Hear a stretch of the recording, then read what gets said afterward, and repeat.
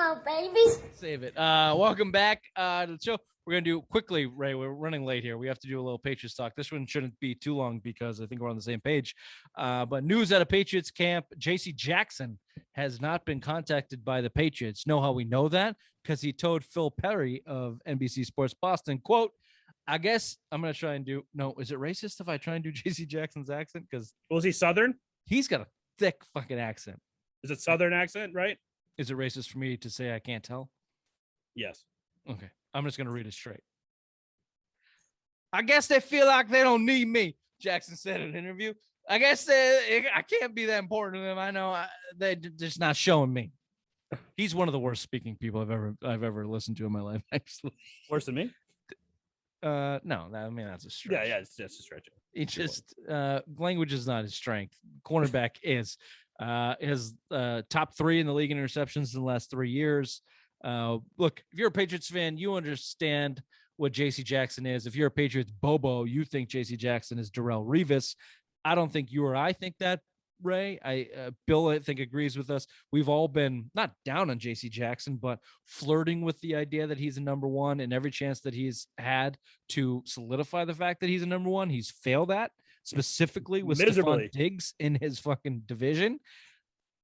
So the fact that this guy calls himself Mr. Interception, the fact that this guy is spouting off the first day the Patriots had a chance to talk to him about a franchise tag. I'm sorry, man. Bye-bye. Bye-bye. Bye-bye. You ain't worth it. You're not going to get that top 5 money. That he's demanding now. That he's demanding. And that's what he wants. It's football. You should get every dollar that you can. It's not guaranteed. I don't disparage him from what he's doing. He has to do what he has to do.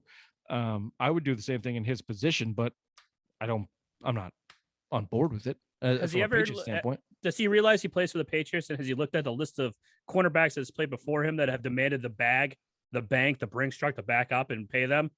Where have they all gone? The next season, fucking bye. Bill Belichick can't stand that shit, and he feels like he can make someone else a superstar because he's been doing it before with Malcolm Butler. You know, he brought Talib in when he was down in Tampa and made him a star and got him the payday. He did it with Revis when he was down in Tampa as well and brought him back up here and won a Super Bowl so he could get the payday with the Jets. He's done that with all these guys and let them walk. He doesn't care about having that star cornerback, and I am kind of scared because I think we need this cornerback here.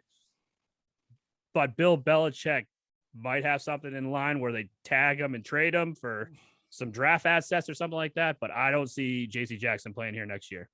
See, I'll differ with you on that opinion a little bit because I don't think there is a plan in place. And if it comes to, look, you can't let J.C. Jackson walk away for nothing. No, you got to get something. Yeah. He's a 26-year-old cornerback who's wherever you want to place him, top 10, top 7 cornerback in the league. He's probably not worth what he wants to get paid, but someone will probably give it to him. So you have to franchise him. And if it comes to someone won't give you more than a 2nd-round pick, then you go into the season with him on the franchise tag. And he said in that Phil Perry interview, I'll play, I'll report if I'm paid. I'll play on the franchise tag, basically. Yeah. That I think that's the most predictable outcome here. Because the Patriots don't have a backup plan. There is nobody in their system to take that place. There is Miles nobody. Bryant, Joe Jawan Williams.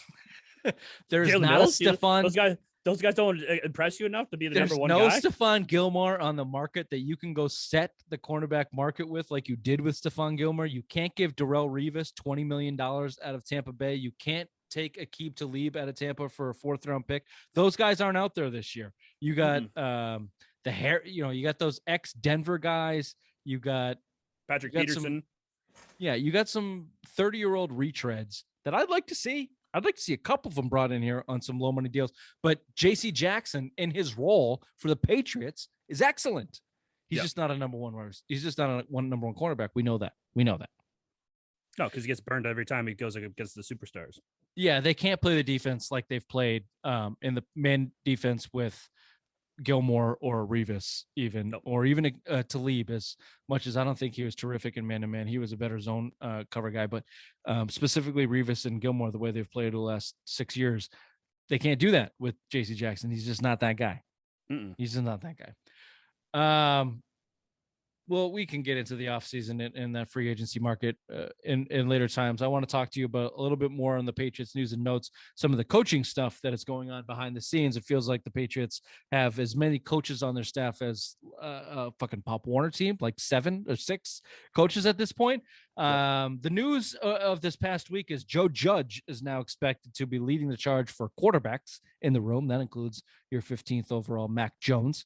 Matt Patricia is expected to walk out of the fat shadows and coach the O-line with his fellow fat fucks. And Bill Belichick is expected to be heavily involved on the offensive side of the ball. And the Bill O'Brien train, it seems to be moving out of the station. It's very quiet over there. So how do you feel about your Patriots coaching staff moving into the offseason here and likely into the season of 2022? Well, Joe Judge did a phenomenal job with Daniel Jones in New York with the Giants. You know, he really progressed that quarterback's success. You know, now he's probably not going to ever be starting quarterback in the league again. Matt Patricia did a great job in Detroit with protecting Matt Stafford. I think Matt Stafford got hurt every season that Matt Patricia was head coach there. Yep. So that bodes out well. And then Bill Belichick, has he ever coached the offensive side of the ball? Like, have we ever heard anything like that? So this is a scary time, especially having a second-year quarterback, your franchise quarterback now going into a second year. This is scary times to be a New England fan because this does not look good. So hopefully there's something in the horizon with the Bill O'Brien saga that's going on in Alabama, but I don't know, man. This is not looking good. Not happy about it. And there have been reports for a number of years that Bill Belichick has wanted to be more involved in the offense. There also are reports that Bill Belichick was heavily involved in the offense with Brady in his first few years. And, you know, he had a heavy hand in Brady's development. So that was 20 years ago. Look, I trust Bill Belichick whatever he puts his hands on. The problem is he can't put his hands on everything. He can't do everything. And the guys that he has around him, how can you trust they're all retreads who have failed. Yep. They're all retreads who have failed or his kids. That's basically it. Yep. Gerard Mayo is the exception, and he's been coaching for this will be his 4th year. That's it. Who got his defensive coordinator tag ripped away from him in favor for Steve Belichick last year. There's no way anybody can tell me they feel good about the Patriots coaching situation. Oh, you're a bubble if you fucking think that this is great going into this offseason. I did read a report that Bill was getting consulting from Scarnecchia and who was the other name? Charlie Weiss, maybe, like old Patriots coaches. So I wouldn't be surprised if Bill pulls a lot of those guys back in and pays them under the table or something just to help them. And then maybe your benefit of having Bill Belichick as a coach. But look, if you want to look 5 years ahead, I don't think, it makes me nervous. It makes me nervous. Like you said, Mac Jones is the future of your franchise, and giving him to Joe fucking Judge. The offense didn't look that great last year. I mean, those tight ends, Hunter Henry and Jonnu Smith, didn't progress like they should have. You thought you were going to bring them in here and they were going to be tremendous. And part of the whole game plan, Jonnu Smith fizzled out. Hunter Henry was only he caught touchdowns, but other than that, if he wasn't in the red zone, he wasn't doing anything. So this offense has a lot to do in year 2, and it doesn't look good right now. Yeah, I agree with you. Something to keep an eye on for sure. The NFL season is soon to heat up in the next coming weeks.